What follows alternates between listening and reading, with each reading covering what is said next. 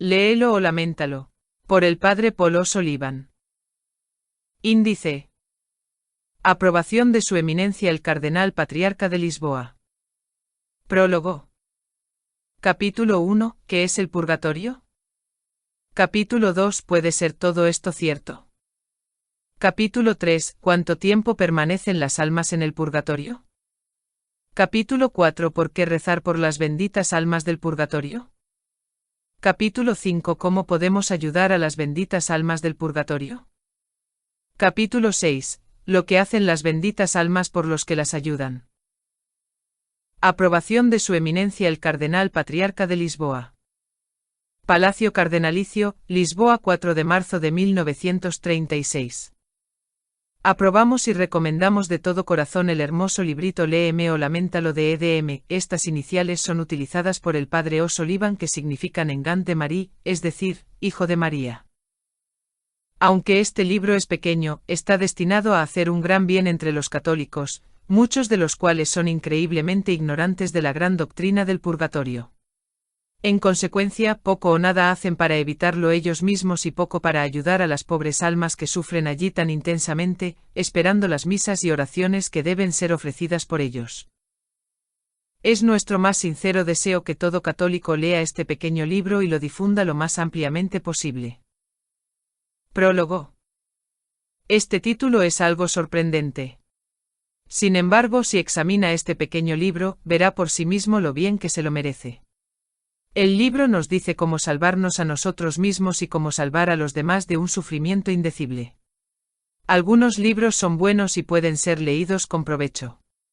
Otros son mejores y deben ser leídos sin falta.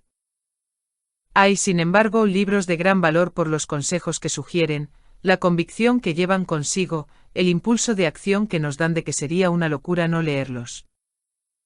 Léeme o Laméntalo pertenece a esta clase. Es de su interés, querido amigo, leerlo y releerlo, para reflexionar bien y profundamente sobre su contenido. No te arrepentirás nunca, sino que te arrepentirás mucho si no estudias sus escasas pero sustanciosas páginas.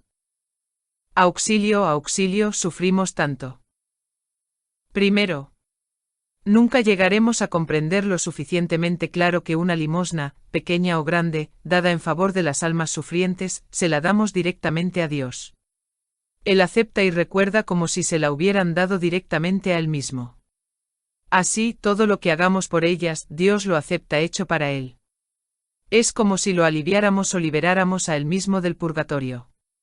Démonos cuenta en qué manera Él nos recompensará. Segundo. Como no hay hambre, ni sed, ni pobreza, ni necesidad, ni dolor, ni sufrimiento que se compare con lo que soportan las almas del purgatorio, no hay limosna más meritoria, ni más agradable a Dios, ni más meritoria para nosotros que la limosna, las oraciones, las misas que damos a las benditas almas. Tercero. Es muy posible que algunos de nuestros seres más cercanos y queridos estén todavía sufriendo los insoportables dolores del purgatorio y nos pidan piadosamente ayuda y alivio. ¿No es terrible que estemos tan endurecidos como para no pensar más en ellos, que seamos tan crueles como para olvidarlos deliberadamente? Por el amor de Dios, hagamos todo lo que podamos por ellos. Todo católico debería unirse a la Asociación de las Benditas Almas. Purgatorio. Tened piedad de mí al menos vosotros, amigos míos, porque la mano del Señor me ha tocado. Job 19:21. Esta es la conmovedora oración que las pobres almas del purgatorio dirigen a sus amigos de la tierra, rogando, implorando su ayuda, con acentos de la más profunda angustia. Hay muchos que son sordos a sus plegarias. Es incomprensible cómo algunos católicos, incluso aquellos que son muy devotos, descuidan vergonzosamente las almas del purgatorio. Casi parece que no creen en el purgatorio. Es cierto que sus ideas sobre el tema son muy confusas. Días, semanas y meses pasan sin que se celebre una misa por las benditas almas. Rara vez también escuchan la misa por ellas, rara vez rezan por ellas, rara vez piensan en ellas. Mientras gozan de la plenitud de la salud y la felicidad, ocupadas con su trabajo, preocupados de sus diversiones, las pobres almas sufren agonías indecibles en sus lechos de llamas. ¿Cuál es la causa de esta horrible insensibilidad? Ignorancia, ignorancia extrema e inexplicable. La gente no se da cuenta de lo que es el purgatorio. No tienen idea de sus terribles dolores, y no tienen idea de los largos años que las almas están detenidas en estos horribles fuegos.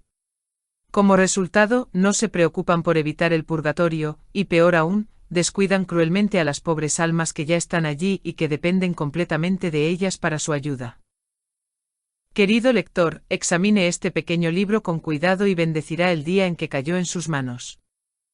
Capítulo 1. ¿Qué es el purgatorio? Es una prisión de fuego en la que casi todas las almas, salvadas, se sumergen después de la muerte y en la que sufren el más intenso dolor. Esto es lo que los grandes doctores de la Iglesia nos dicen del purgatorio. Su sufrimiento es tan doloroso que un minuto en este horrible incendio parece un siglo. Santo Tomás de Aquino, el príncipe de los teólogos, dice que el fuego del purgatorio es igual en intensidad al fuego del infierno, y que el más mínimo contacto con él es más espantoso que todos los posibles sufrimientos de esta tierra. San Agustín, el más grande de los santos doctores, enseña que para purificarse de sus faltas antes de ser admitidos en el cielo, las almas después de la muerte son sometidas a un fuego más penetrante, más espantoso que todo lo que podemos ver, o sentir, o concebir en esta vida. Aunque este fuego está destinado a limpiar y purificar el alma, añade el santo doctor, es más agudo que cualquier cosa que podamos soportar en la tierra. San Cirilo de Alejandría no duda en decir que sería preferible sufrir todos los posibles tormentos de la tierra hasta el día del juicio final que pasar un día en el purgatorio. Otro gran santo dice, nuestro fuego en comparación con el fuego del purgatorio, es como una brisa refrescante. Los otros escritores sagrados hablan en términos idénticos de este horrible incendio. ¿Cómo es que los dolores del purgatorio son tan severos? 1. El fuego que vemos en la tierra fue hecho por la bondad de Dios para nuestra comodidad y bienestar, aún así, cuando se usa como un tormento, es el más espantoso que podemos imaginar. 2. El fuego del purgatorio, por el contrario, fue hecho por la justicia de Dios para castigarnos y purificarnos y es, por lo tanto, incomparablemente más severo.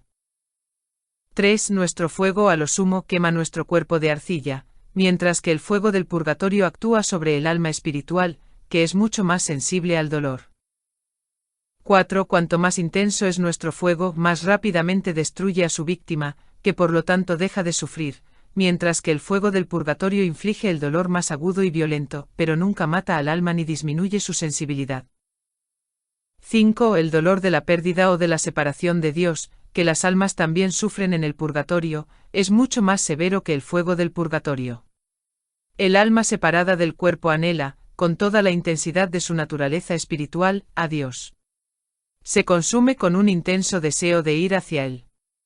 Sin embargo, se mantiene en reserva. No hay palabras para describir la angustia de este deseo insatisfecho. Qué locura, por lo tanto, es que los seres inteligentes no tomen todas las precauciones posibles para evitar tan terrible destino. Es una tontería decir que no puede ser así, que no podemos entenderlo, que es mejor no pensar ni hablar de ello. El hecho sigue siendo siempre el mismo, lo creamos o no, que los dolores del purgatorio están más allá de todo lo que podemos imaginar o concebir. Estas son las palabras de San Agustín. Capítulo 2. ¿Puede ser todo esto verdad? La existencia del purgatorio es tan cierta que ningún católico ha dudado de ella. Fue enseñado desde los primeros días de la Iglesia y fue aceptado con una fe indudable dondequiera que se predicara el Evangelio.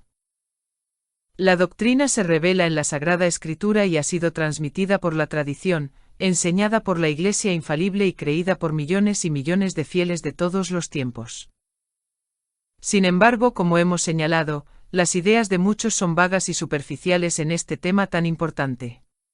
Son como una persona que cierra los ojos y camina deliberadamente sobre el borde de un precipicio. Harían bien en recordar que el mejor medio de disminuir nuestro tiempo de permanencia en el purgatorio, o de evitarlo por completo, es tener ideas claras de ello, pensar bien en ello y adoptar los medios que Dios ofrece para evitarlo. No pensar en ello es fatal. No es otra cosa que preparar para sí mismos un purgatorio temerosamente largo y riguroso. El príncipe polaco. Un príncipe polaco que por alguna razón política, había sido exiliado de su país natal, compró un hermoso castillo y una propiedad en Francia. Desafortunadamente había perdido la fe de su infancia y estaba, en el momento de nuestra historia, ocupado en escribir un libro contra Dios y la existencia de una vida futura. Paseando una noche en su jardín, se encontró con una pobre mujer que lloraba amargamente. La interrogó sobre la causa de su dolor. «Ay, príncipe», respondió ella, «soy la esposa de Jean-Marie, su antiguo mayordomo, que murió hace 2 días. Fue un buen marido para mí y un fiel servidor de su Alteza. Su enfermedad fue larga y gasté todos nuestros ahorros en los médicos, y ahora no me queda nada para que se celebren misas por su alma». El príncipe, conmovido por su dolor, dijo algunas palabras amables y, aunque profesando no creer más en una vida futura, le dio algunas monedas de oro para que se celebraran misas por el alma de su marido. Poco después, fue de nuevo por la tarde, el príncipe estaba en su estudio trabajando febrilmente en su obra. Escuchó un fuerte golpe en la puerta y sin levantar la vista llamó al visitante a entrar. La puerta se abrió lentamente y un hombre entró y se puso de pie frente al escritorio del príncipe. Al levantar la vista, cuál no sería el asombro del príncipe al ver a Jean-Marie, su mayordomo muerto, mirándolo con una dulce sonrisa. «Príncipe», dijo, «vengo a agradecerle las misas que permitió que mi esposa mandara a rezar por mi alma. Gracias a la sangre salvadora de Cristo, que fue ofrecida por mí, ahora voy al cielo, pero Dios me ha permitido venir y agradecerle su generosa limosna». Luego añadió de manera impresionante: «Príncipe, hay un Dios, una vida futura, un cielo y un infierno». Habiendo dicho estas palabras, desapareció. El príncipe se arrodilló y pronunció un ferviente credo: «Creo en Dios». San Antonino y su amigo. Aquí hay una narración un tanto diferente, pero no menos instructiva. San Antonino, el ilustre arzobispo de Florencia, relata que un piadoso caballero había muerto, que era un gran amigo del convento dominico en el que residía el santo. Se ofrecieron muchas misas y sufragios por su alma. El santo se sintió muy afligido cuando, después de mucho tiempo, se le apareció el alma del pobre caballero, sufriendo dolores insoportables. «Oh, mi querido amigo», exclamó el arzobispo, «¿todavía estás en el purgatorio, tú que llevaste una vida tan piadosa y devota?» «Sí, permaneceré allí por mucho tiempo», respondió el pobre sufriente, «porque cuando estaba en la tierra no ofrecí sufragios por las almas del purgatorio. Ahora Dios, por un justo juicio, ha aplicado los sufragios que se han ofrecido por mí a aquellas almas por las que debería haber rezado. Pero también Dios, en su justicia, me dará todos los méritos de mis buenas obras cuando entre en el cielo, pero antes debo expiar mi grave descuido con respecto a los demás. Tan ciertas son las palabras de nuestro Señor: con la vara con que midáis, se os medirá. Recordad vosotros que leéis estas líneas, que el terrible destino de este piadoso caballero será el destino de todos aquellos que se nieguen a rezar y se nieguen a ayudar a las benditas almas. Capítulo 3. ¿Cuánto tiempo permanecen las almas en el purgatorio? El tiempo de permanencia de las almas en el purgatorio depende de a. El número de sus faltas. b. La malicia y la deliberación con que se han cometido. c. La penitencia hecha o no hecha, la satisfacción hecha o no hecha por los pecados durante la vida. d. Mucho depende también de los sufragios ofrecidos por ellas después de la muerte.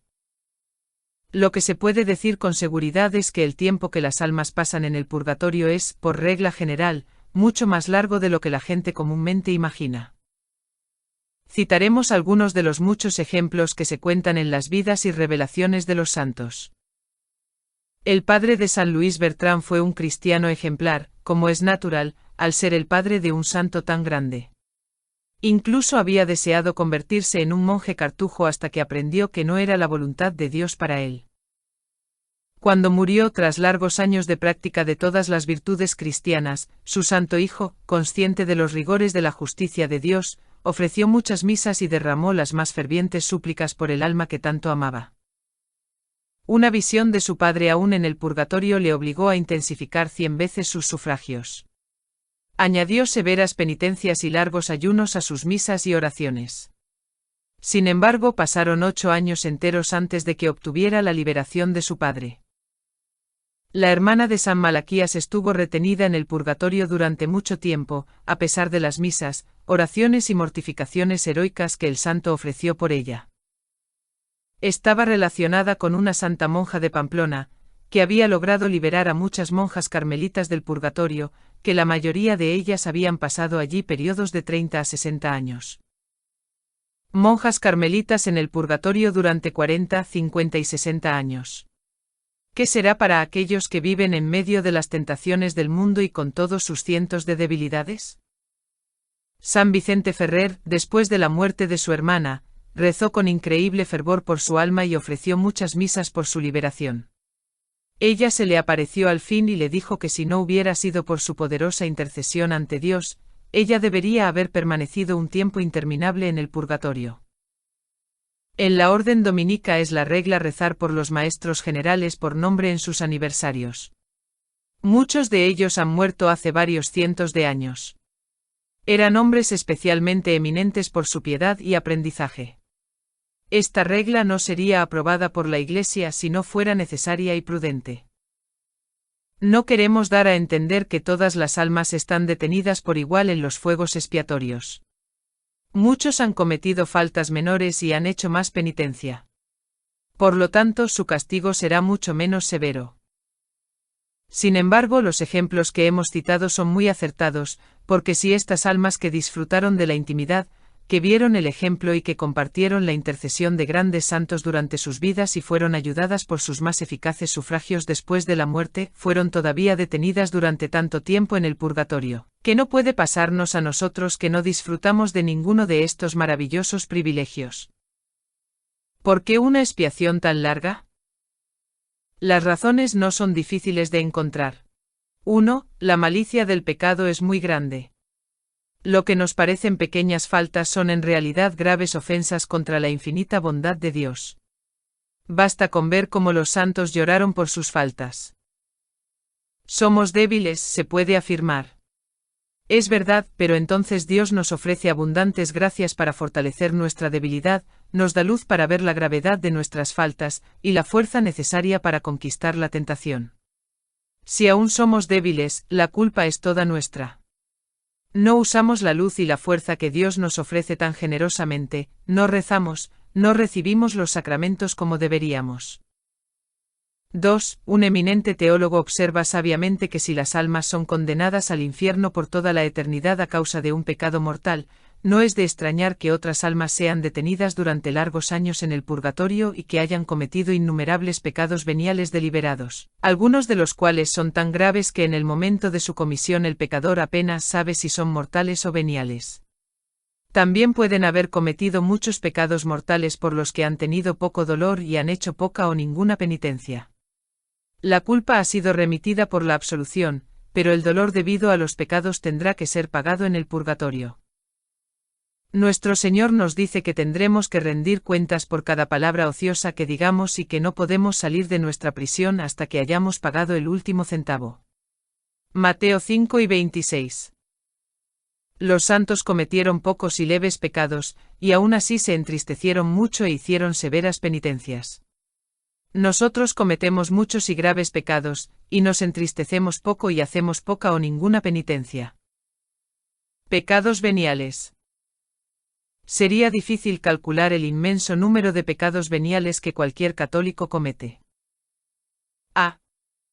Hay un número infinito de faltas de amor propio, de egoísmo, pensamientos, palabras y actos de sensualidad, también en 100 formas, faltas de caridad en pensamiento, palabra y obra, pereza, vanidad, celos, tibieza e innumerables otras faltas. B. Hay pecados de omisión a los que prestamos poca atención. Amamos tan poco a Dios, y sin embargo Él tiene 1000 derechos sobre nuestro amor. Lo tratamos con frialdad, indiferencia e ingratitud. Él murió por cada uno de nosotros. ¿Alguna vez le agradecemos como deberíamos? Permanece día y noche en el altar, esperando nuestras visitas, ansioso de ayudarnos. Qué pocas veces vamos a Él. Él anhela entrar en nuestros corazones en la Santa Comunión, y le negamos la entrada. Se ofrece por nosotros en el altar cada mañana en la misa y da océanos de gracias a los que asisten al gran sacrificio. Sin embargo, muchos son demasiado perezosos para ir a este Calvario. ¡Qué abuso de la gracia! Nuestros corazones son mezquinos y duros, llenos de amor propio. Tenemos hogares felices, comida espléndida, ropa de abrigo, una abundancia de todas las cosas buenas. Muchos de los que nos rodean viven con hambre y miseria, y les damos tan poco, mientras que gastamos pródigamente e innecesariamente en nosotros mismos. De la vida se nos da para servir a Dios, para salvar nuestras almas. La mayoría de los cristianos, sin embargo, se conforman con dar a Dios 5 minutos de oración por la mañana, 5 minutos por la noche. El resto de las 24 horas se dedican al trabajo, al descanso y al placer. 10 minutos para Dios, para nuestras almas inmortales, para el gran trabajo que tenemos que hacer, es decir, nuestra salvación. 23 horas y 50 minutos para esta vida transitoria. ¿Es justo para Dios? Se puede alegar que nuestro trabajo, nuestro descanso, nuestros sufrimientos se hacen por Dios. Deberían estarlo y entonces nuestros méritos serían realmente grandes. La verdad es que muchos apenas piensan en Dios durante el día. El único objeto absorbente de sus pensamientos es el yo. Piensan, trabajan, descansan y duermen para satisfacerse. Dios tiene muy poco lugar en sus días y en sus mentes. Esto es un ultraje a su amoroso corazón, que siempre está pensando en nosotros. Ahora para llegar a los pecados mortales. Muchos cristianos, por desgracia, cometen pecados mortales durante su vida, pero aunque los confiesan, no obtienen la debida satisfacción por ellos, como ya hemos dicho. El venerable Veda parece ser de la opinión de que aquellos que pasan gran parte de sus vidas en la comisión de pecados graves y los confiesan en su lecho de muerte pueden ser detenidos en el purgatorio incluso hasta el último día. Santa Gertrudis en sus revelaciones afirma que aquellos que han cometido muchos pecados graves y no han hecho la debida penitencia no pueden participar en los sufragios ordinarios de la Iglesia por un tiempo muy considerable. Todos esos pecados mortales y veniales se acumulan durante los años de nuestra vida. Todos y cada uno de ellos deben ser expiados después de la muerte. ¿Es entonces una maravilla que las almas tengan que permanecer tanto tiempo en el purgatorio? Capítulo 4. ¿Por qué rezar por las pobres almas? La gran ley de nuestro Señor es que debemos amarnos los unos a los otros, genuina y sinceramente. El primer gran mandamiento es amar a Dios con todo nuestro corazón y alma. El segundo, o mejor dicho una parte del primero, es amar a nuestro prójimo como a nosotros mismos. Esto no es un consejo o un mero deseo del Todopoderoso. Es su gran mandamiento, la base y la esencia de su ley. Tan cierto es esto que Él toma como hecho a sí mismo lo que hacemos por nuestro prójimo, y como rehusado a sí mismo lo que rehusamos a nuestro prójimo. Leemos en el Evangelio de San Mateo, Mateo 25, 34 a 46, las palabras que Cristo dirigirá a los justos en el día del juicio. Entonces el Rey dirá a los que estén a su derecha: venid, benditos de mi Padre, poseed el reino preparado para vosotros desde la fundación del mundo. Porque tuve hambre y me disteis de comer, tuve sed y me disteis de beber, fui forastero y me acogisteis, desnudo y me cubriste, enfermo y me visitaste, estaba en prisión, y tú viniste a mí. Entonces los justos le responderán diciendo: Señor, cuando te vimos hambriento y te alimentamos, sediento y te dimos de beber? ¿Y cuando te vimos forastero y te acogimos? ¿O desnudo y te cubrimos? ¿O cuando te vimos enfermo o en la cárcel, y vinimos a ti? Y el Rey, respondiendo, les dirá: os aseguro que mientras lo hicisteis con uno de estos hermanos míos más pequeños, me lo hicisteis a mí. Entonces les dirá también a los que están a su izquierda: apartaos de mí, malditos, al fuego eterno preparado para el diablo y sus ángeles. Porque tuve hambre y no me disteis de comer, tenía sed y no me disteis de beber. Fui forastero y no me acogisteis, desnudo y no me cubristeis, enfermo y en la cárcel y no me visitasteis. Entonces ellos también le responderán diciendo: Señor, cuando te vimos hambriento, o sediento, o forastero, o desnudo, o enfermo, o en la cárcel, y no te atendimos. Entonces él les responderá diciendo: os aseguro que mientras no lo hayáis hecho con uno de estos últimos, tampoco lo habéis hecho conmigo. Estos irán al castigo eterno, pero los justos a la vida eterna. Algunos católicos parecen pensar que esta ley ha caído en suspenso en estos días de autoafirmación y egoísmo, cuando cada uno solo piensa en sí mismo y en su engrandecimiento personal. Es inútil insistir en la ley del amor hoy en día, dicen, cada uno tiene que cambiar por sí mismo o hundirse. No existe tal cosa. La gran ley de Dios sigue y seguirá estando en plena vigencia. No es más que nunca necesario, más que nunca nuestro deber y más que nunca nuestro mejor interés. Estamos obligados a rezar por las benditas almas. Siempre estamos obligados a amarnos y ayudarnos mutuamente, pero cuanto mayor es la necesidad de nuestro prójimo, más rigurosa y urgente es esta obligación. No es un favor que podamos hacer o dejar de hacer, es nuestro deber, debemos ayudarnos mutuamente. Sería un crimen monstruoso, por ejemplo, negar a los pobres y a los indigentes el alimento necesario para mantenerlos con vida. Sería espantoso rechazar la ayuda a alguien en la más absoluta necesidad, pasar de largo y no extender una mano para salvar a un hombre que se ahoga. No solo debemos ayudar a los demás cuando sea fácil y conveniente, sino que debemos hacer todos los sacrificios, cuando sea necesario, para socorrer a nuestro hermano en apuros. Ahora bien, ¿quién puede necesitar más urgentemente nuestra caridad que las almas del purgatorio? ¿Qué hambre, sed o sufrimientos terribles en esta tierra pueden compararse con sus terribles tormentos? Ni los pobres, ni los enfermos, ni el sufrimiento que vemos a nuestro alrededor tienen una necesidad tan urgente de nuestro socorro. Sin embargo, encontramos muchas personas de buen corazón que se interesan por cualquier otro tipo de sufrimiento, pero por desgracia apenas uno que trabaja para las benditas almas. ¿Quién puede tener más derecho a nosotros? Entre ellos también pueden estar nuestras madres y padres, nuestros amigos y parientes cercanos. Dios desea que les ayudemos. En cualquier caso, son los amigos más queridos de Dios. Él anhela ayudarlos, Él desea fervientemente tenerlos en el cielo. Nunca más podrán ofenderle y están destinados a estar con Él para toda la eternidad. Es cierto que la justicia de Dios exige la expiación de sus pecados, pero mediante una asombrosa dispensación de su providencia pone en nuestras manos los medios para ayudarlos, nos da el poder de aliviarlos e incluso liberarlos. Nada le agrada más a Él que el hecho de que nosotros los ayudemos. Está tan agradecido con nosotros como si le hubiéramos ayudado a Él mismo. Nuestra Señora quiere que les ayudemos.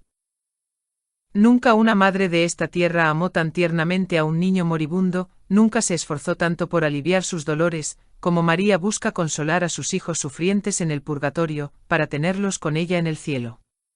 Le damos una alegría ilimitada cada vez que sacamos un alma del purgatorio. Las almas santas nos recompensarán 1000 veces. Pero, ¿qué diremos de los sentimientos de las propias benditas almas? Sería completamente imposible describir su ilimitada gratitud a aquellos que las ayudan. Llenos de un inmenso deseo de devolver los favores que les han hecho, rezan por sus benefactores con un fervor tan grande, tan intenso, tan constante, que Dios no puede negarles nada de lo que dice Santa Catalina de Bolonia. Recibí muchos y muy grandes favores de los santos, pero aún mayores favores de las benditas almas. Cuando finalmente se liberan de sus dolores y disfrutan de la beatitud del cielo, lejos de olvidar a sus amigos de la tierra, su gratitud no tiene límites. Postrados ante el trono de Dios, nunca dejan de rezar por aquellos que los ayudaron. Con sus oraciones protegen a sus amigos de los peligros y los protegen de los males que los amenazan. Nunca dejarán de rezar hasta que vean a sus benefactores a salvo en el cielo, y serán para siempre sus más queridos, sinceros y mejores amigos. Si los católicos solo supieran que poderosos protectores se aseguran ayudando a las benditas almas, no serían tan negligentes al rezar por ellas. Las benditas almas disminuirán nuestro purgatorio.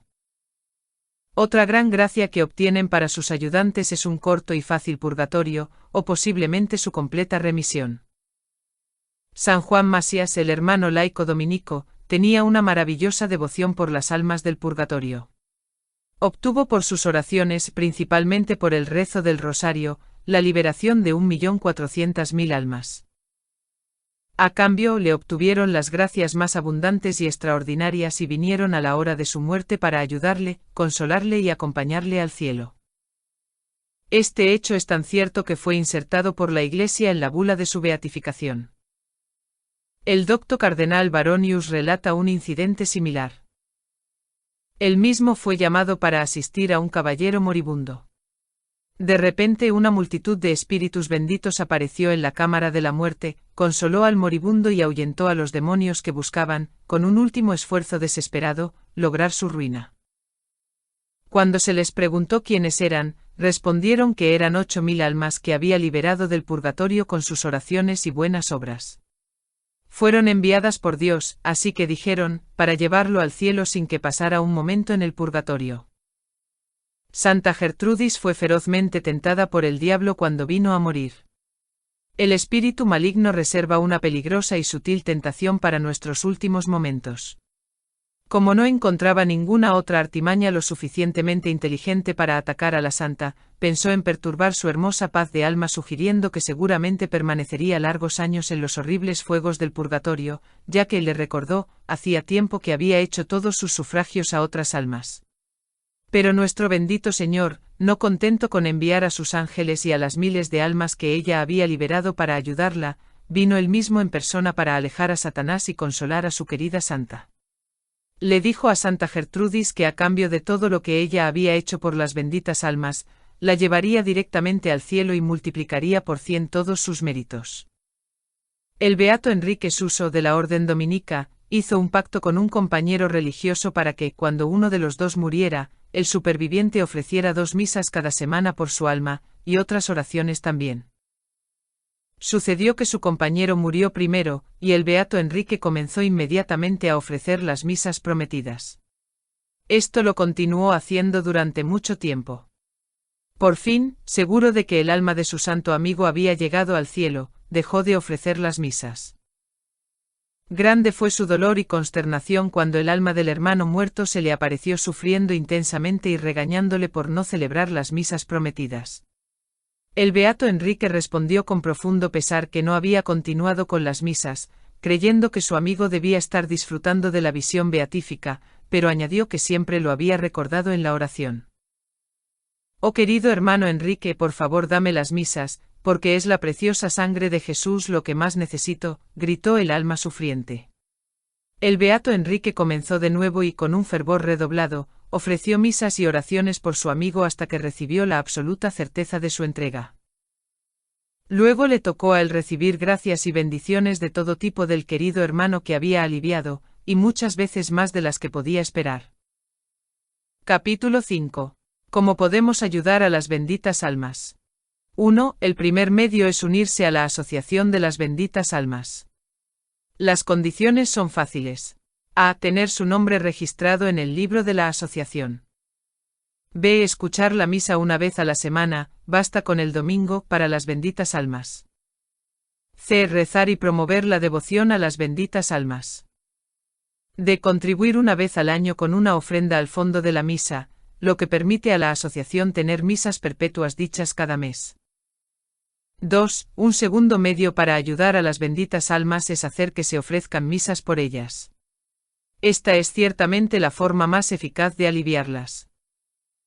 3. Aquellos que no pueden conseguir que se ofrezcan muchas misas, por falta de medios, deben asistir a tantas misas como sea posible para esta intención. Un joven que ganaba un sueldo muy modesto le dijo al escritor: mi esposa murió hace unos años. Me dieron 10 misas por ella. No podría hacer más, pero escuché 1000 por su querida alma. 4. El rezo del rosario con sus grandes indulgencias, y la realización del Vía Crucis, que también es ricamente indulgente, son medios excelentes para ayudar a las benditas almas. San Juan Masías, como vimos, liberó del purgatorio a más de 1 millón de almas, principalmente recitando el rosario y ofreciendo sus grandes indulgencias por ellas. 5. Otro medio fácil y eficaz es la repetición constante de breves oraciones de indulgencia, aplicando la indulgencia a las almas del purgatorio.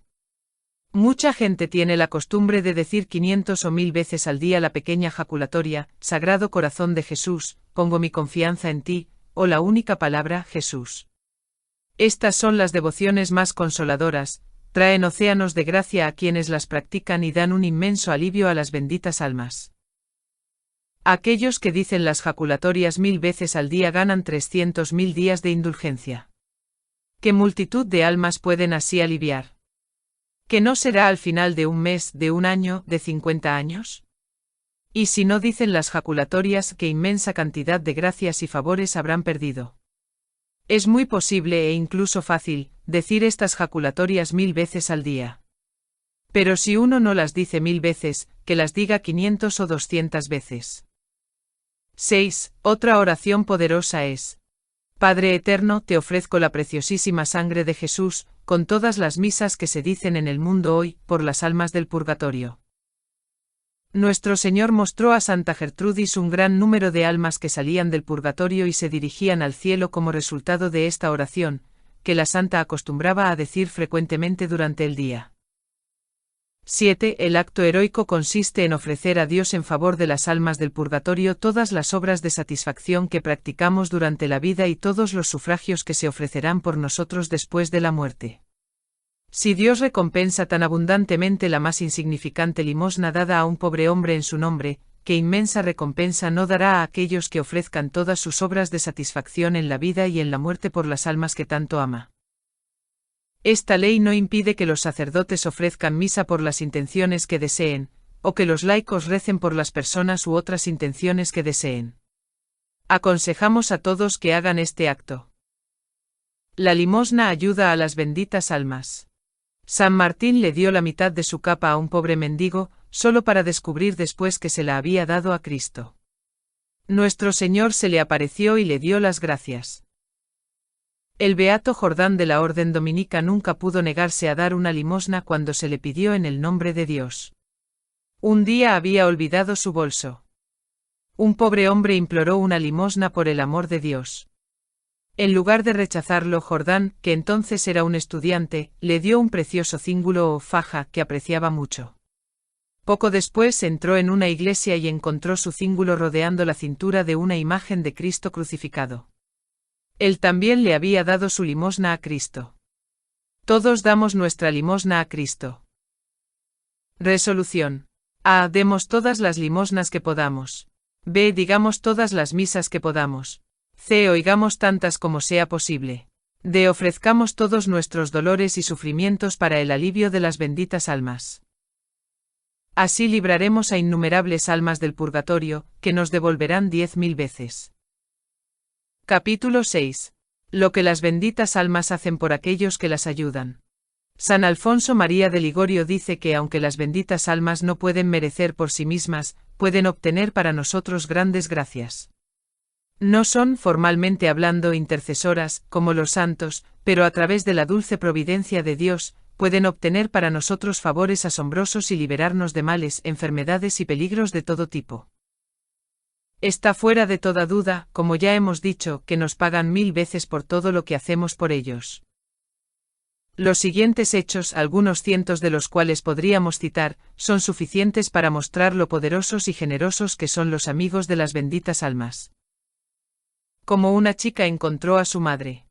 Una pobre sirvienta francesa llamada Juana María escuchó una vez un sermón sobre las benditas almas que le causó una impresión indeleble.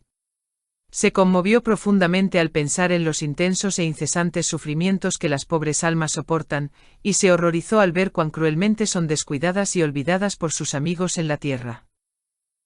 Entre otras cosas, el predicador subrayó que muchas almas que en realidad están cerca de su liberación, una sola misa podría bastar para liberarlas, están a menudo detenidas durante mucho tiempo, puede ser durante años, solo porque el último sufragio necesario ha sido retenido u olvidado o descuidado. Con su simple fe, Juana María resolvió que, cueste lo que cueste, haría que se dijera una misa por las pobres almas cada mes, especialmente por el alma más cercana al cielo. Ganaba poco y a veces era difícil mantener su promesa, pero nunca falló. En una ocasión fue a París con su ama y allí cayó enferma, por lo que se vio obligada a ir al hospital. Desafortunadamente la enfermedad fue larga y su ama tuvo que volver a casa, esperando que su criada se reuniera pronto con ella. Cuando por fin la pobre sirvienta pudo salir del hospital, lo único que le quedó de sus escasos ingresos fue un franco. ¿Qué iba a hacer? ¿A dónde ir? De repente el pensamiento pasó por su mente que no había tenido su habitual misa mensual ofrecida por las benditas almas. Pero solo tenía un franco. Era poco para comprar comida. Sin embargo, su confianza en que las benditas almas no le fallarían triunfó. Entró en una iglesia y le pidió a un sacerdote, que estaba a punto de decir la misa, que la ofreciera por las benditas almas. Él consintió en hacerlo sin soñar que la modesta limosna ofrecida era el único dinero que la pobre chica poseía. Al final del santo sacrificio, nuestra heroína dejó la iglesia. Una ola de tristeza nubló su rostro, se sintió totalmente desconcertada. Un joven caballero, conmovido por su evidente angustia, le preguntó si estaba en problemas y si podía ayudarla. Ella contó su historia brevemente y terminó diciendo cuánto deseaba trabajar. De alguna manera se sintió consolada por la forma amable en que el joven escuchó lo que ella dijo, y recuperó totalmente su confianza. Estoy encantado más allá de toda medida, dijo, de ayudarla. Conozco a una dama que incluso ahora está buscando una sirvienta. Venid conmigo. Y diciendo eso la llevó a una casa no muy lejana y le pidió que tocara la campana, asegurándole que encontraría trabajo.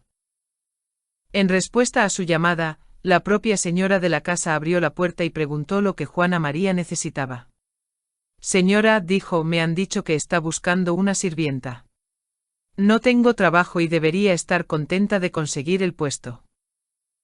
La dama se sorprendió y respondió, ¿quién podría haberle dicho que necesitaba un sirviente? Hace solo unos minutos tuve que despedir a mi criada, y eso en un momento dado. ¿No la conoció? No, señora. La persona que me informó de que necesitaba una criada era un joven caballero. Imposible, exclamó la señora. Ningún joven, de hecho nadie, podría haber sabido que yo necesitaba un sirviente. Pero señora, respondió la chica con entusiasmo, señalando un cuadro en la pared, ese es el joven que me lo dijo. Vaya, niña, es mi único hijo, que lleva muerto más de un año. Muerto o no, afirmó la muchacha con profunda convicción en su voz, fue él quien me dijo que viniera a usted, e incluso me llevó a la puerta. Mira la cicatriz sobre su ojo, lo reconocería en cualquier parte. Luego siguió la historia completa de cómo, con su último franco, había hecho que se ofreciera la misa por las benditas almas, especialmente por las más cercanas al cielo. Convencida por fin de la verdad de lo que Juana María le había dicho, la señora la recibió con los brazos abiertos. Ven, dijo, aunque no como mi sirvienta, sino como mi querida hija. Has enviado a mi querido hijo al cielo. No tengo ninguna duda de que fue él quien te trajo a mí. Como un pobre chico se convirtió en obispo, cardenal y santo.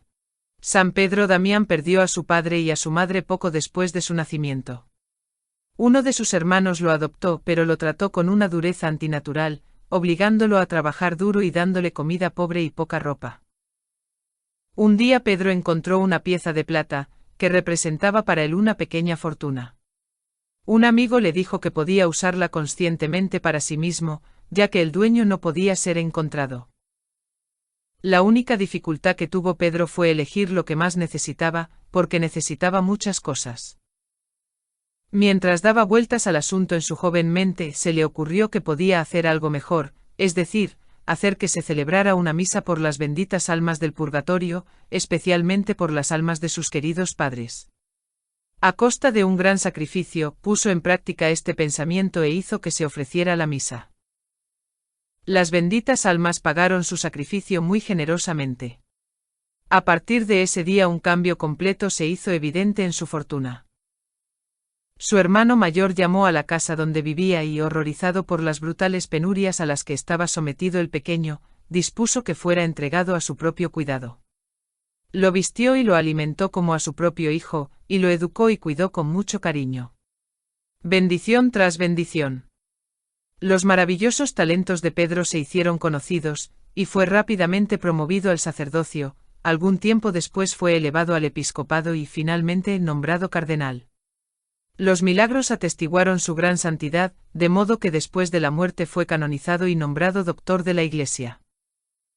Estas maravillosas gracias le llegaron después de la misa que se celebró por las benditas almas. Una aventura en los Apeninos. Un grupo de sacerdotes fue llamado a Roma para tratar un grave asunto de negocios. Eran portadores de importantes documentos, y se les confió una gran suma de dinero para el Santo Padre. Conscientes de que los Apeninos por los que tenían que pasar, estaban infestados de atrevidos bandidos, eligieron un conductor de confianza. No había ningún túnel a través de las montañas ni tren en aquellos días. Se pusieron bajo la protección de las benditas almas y decidieron decir un de profundis cada hora por ellos. En el corazón de las montañas, el conductor dio la alarma y al mismo tiempo azotó a los caballos en un galope furioso. Mirando a su alrededor, los sacerdotes vieron feroces bandidos a cada lado del camino con rifles apuntando, listos para disparar. Se sorprendieron de que no sonara ningún disparo. Estaban completamente a merced de los bandidos. Después de una hora de viaje el conductor se detuvo y, mirando a los sacerdotes, dijo: «No puedo entender cómo escapamos. Estos bandidos nunca perdonan a nadie». Los padres estaban convencidos de que debían su seguridad a las benditas almas, hecho que fue confirmado posteriormente sin lugar a dudas. Cuando sus negocios concluyeron en Roma, uno de ellos fue dejado en la ciudad eterna, donde fue nombrado capellán de una prisión. No mucho después, uno de los más feroces bandidos de Italia fue capturado, condenado a muerte por una larga serie de asesinatos y esperaba ser ejecutado en esta prisión. Ansioso por ganar su confianza, el capellán le contó varias aventuras que él mismo había tenido y, finalmente, de su reciente fuga en los Apeninos. El criminal manifestó el mayor interés en la historia. Cuando terminó, exclamó: «Yo era el líder de esa banda. Pensamos que tenían dinero y decidimos robarles y asesinarles. Una fuerza invisible impidió que todos y cada uno de nosotros disparáramos, como seguramente lo habríamos hecho de haber sido capaces». El capellán le contó al bandido cómo se habían puesto bajo la protección de las benditas almas, y que atribuían su liberación a su protección. El bandido no tuvo dificultad en creerlo. De hecho, hizo su conversión más fácil. Murió lleno de arrepentimiento. Como el Papa Pío IX curó un mal recuerdo. El venerable pontífice Pío IX nombró obispo de una diócesis a un religioso santo y prudente llamado Padre Tomaso. El sacerdote, alarmado por la responsabilidad que se le imponía, suplicó encarecidamente que se le dispensara. Sus protestas fueron en vano. El Santo Padre conocía sus méritos. Superado por la aprensión, el humilde religioso solicitó una audiencia con el Papa, que lo recibió con la mayor amabilidad. Una vez más suplicó fervientemente ser excusado, pero el Papa era inamovible. Como último recurso, el Padre Tomaso le dijo al Santo Padre que tenía muy mala memoria, lo que naturalmente resultaría ser un grave impedimento para el alto cargo que se le había asignado. Pío IX respondió con una sonrisa: «Vuestra diócesis es muy pequeña en comparación con la Iglesia universal, que llevo sobre mis hombros. Sus preocupaciones serán muy ligeras en comparación con las mías. Yo también sufrí un grave defecto de memoria, pero prometí rezar fervientemente cada día por las benditas almas, que a cambio, me han otorgado una excelente memoria. Hágalo también usted, querido padre, y tendrá motivos para alegrarse. Cuanto más damos, más recibimos». Un hombre de negocios de Boston se unió a la Asociación de las Santas Almas y dio una gran suma de dinero anualmente para que se pudieran decir oraciones y misas por ellos. El director de la asociación se sorprendió de la generosidad del caballero, ya que sabía que no era un hombre rico. Preguntó amablemente un día si las limosnas que tan generosamente dio eran su propia ofrenda o donaciones que había recogido de otros. «Lo que ofrezco, queridos padres», dijo el caballero, «es mi propia ofrenda. No se alarmen. No soy un hombre muy rico, y pueden pensar que doy más de lo que puedo hacer. No es así, porque lejos de empobrecerme por mi caridad, las benditas almas se encargan de que gane considerablemente más de lo que doy. A ellas no les gana nadie en generosidad. La impresora de Colonia. El célebre impresor de Colonia, William Friesen, nos da el siguiente relato de cómo su hijo y su esposa fueron restaurados por las benditas almas. William Friesen recibió la orden de imprimir un pequeño trabajo sobre el purgatorio. Cuando estaba corrigiendo las pruebas, su atención fue captada por los hechos narrados en el libro. Aprendió por primera vez qué maravillas pueden hacer las benditas almas por sus amigos. Justo en ese momento su hijo cayó gravemente enfermo, y pronto el caso se volvió desesperado. Recordando lo que había leído sobre el poder de las benditas almas, Friesen prometió inmediatamente difundir, a su costa, 100 copias del libro que su empresa estaba imprimiendo. Para hacer la promesa más solemne, fue a la iglesia y allí hizo su voto. De inmediato una sensación de paz y confianza llenó su alma. De regreso a casa, el muchacho, que no había podido tragar una gota de agua, pidió comida. Al día siguiente estaba fuera de peligro y pronto se curó completamente. Inmediatamente Friesen ordenó que se distribuyeran los libros sobre el purgatorio, seguro de que era la mejor manera de obtener ayuda para las almas que sufrían, interesando a un centenar de personas en ellos. Nadie que sepa lo que sufren las pobres almas puede negarse a rezar por ellas. El tiempo pasó, y una nueva pena cayó sobre su familia. Esta vez su querida esposa fue golpeada y, a pesar de todos los cuidados, empeoró cada día. Perdió el uso de su mente y quedó casi completamente paralizada, por lo que el médico perdió toda esperanza. El marido, pensando en lo que las benditas almas habían hecho por su hijo, corrió de nuevo a la iglesia y prometió distribuir 200 de los libros sobre el purgatorio, pidiendo a cambio el urgente socorro de las benditas almas. Maravilloso de relatar, la aberración mental cesó, la mente de su esposa se normalizó y recuperó el uso de sus miembros y de su lengua.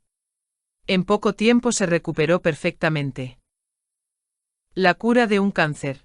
Doña Joana de Meneses habla así de su cura: ella estaba sufriendo severamente de un crecimiento canceroso en la pierna y estaba sumida en la pena. Recordando lo que había oído sobre el poder de las almas del purgatorio, resolvió poner toda su confianza en ellas e hizo que se ofrecieran 9 misas por ellas.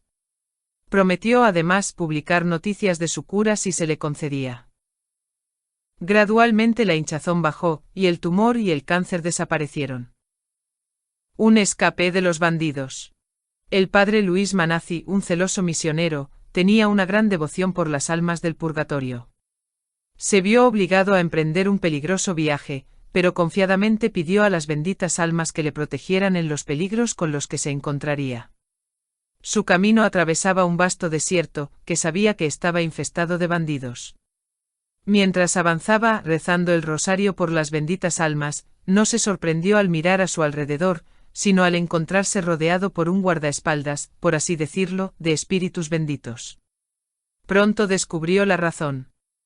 Había caído en una emboscada de bandidos, pero las benditas almas lo rodearon y expulsaron a los malhechores que buscaban su vida. Las benditas almas no lo abandonaron hasta que estuvo fuera de peligro. Un regreso a la vida.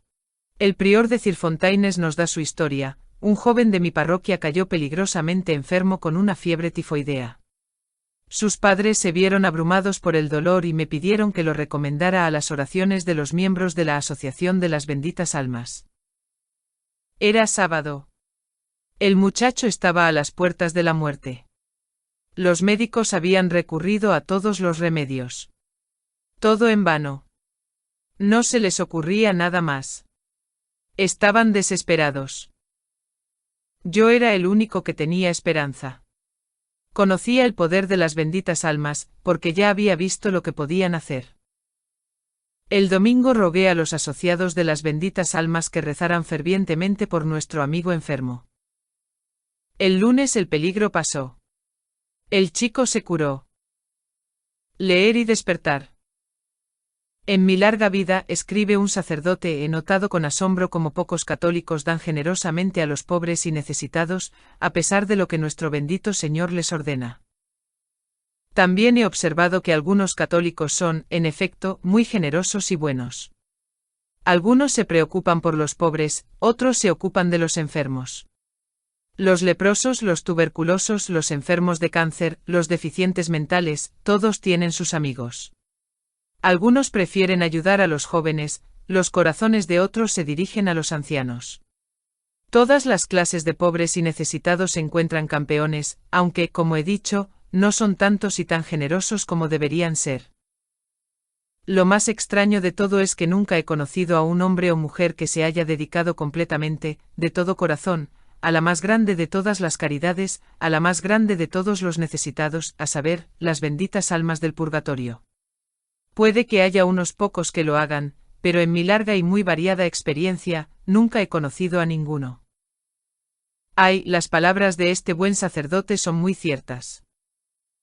Apelamos a aquellos que aún no se han dedicado a ninguna forma particular de caridad para que dediquen todas sus energías a las benditas almas. Que hagan lo que puedan personalmente y también induzcan a otros a ayudar. El mejor modo es practicar los consejos contenidos en este librito y difundir lo más que puedan, y así hacer cientos de amigos de las benditas almas. ¿Quién puede leerlo y negarse a ayudarles? Apéndice.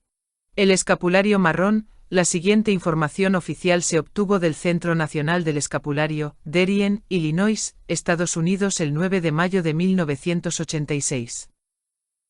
Dos maravillosas promesas de Nuestra Señora del Monte Carmelo están disponibles para aquellos que se han inscrito en el escapulario marrón. La gran promesa de la Santísima Virgen María, dada a San Simón Stock el 16 de julio de 1251, es la siguiente: quien muera llevando este escapulario no sufrirá el fuego eterno.